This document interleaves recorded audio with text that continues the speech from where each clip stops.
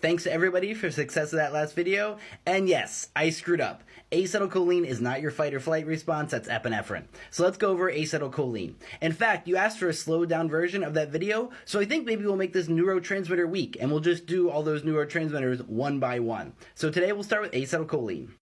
Hello, I'm Lex Pelger. I have a new haircut, and I do Canada Education for CV Sciences. This is a new account, so you could help us out a lot with a like, a follow, or a share. And as always, ask me anything. I do feel particularly silly about this mistake because in my graphic novel series about cannabis and the endocannabinoids based on Moby Dick, acetylcholine plays a major part in my elephant book, which is where tobacco and nicotine help us to discover our own acetylcholine neurotransmitter system, just like cannabis helped us to discover our own endocannabinoid system. By the way, if you want to see that, it's now at lexpelger.com, and it's still free while I'm getting it back up on Amazon.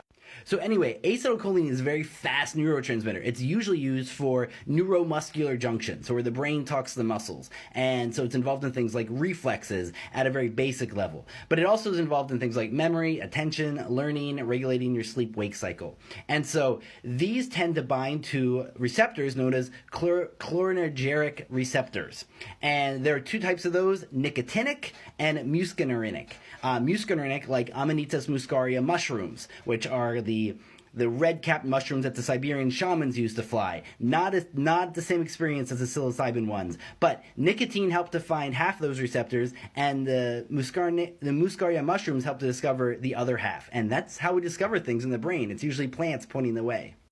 So, how are the endocannabinoids involved here? Well, for one, if you activate the CB1 receptor in certain parts of the brain, it releases acetylcholine.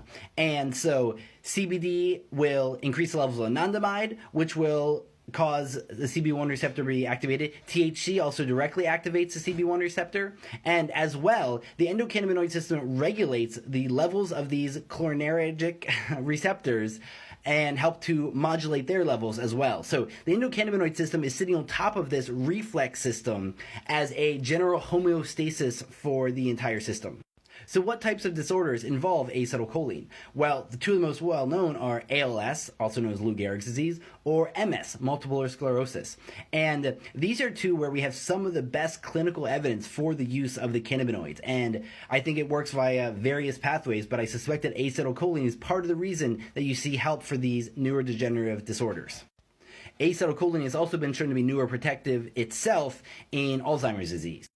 Since the endocannabinoid system and the acetylcholine system are neuroprotective, it makes sense that they work well together to protect where the brain is talking to the muscles.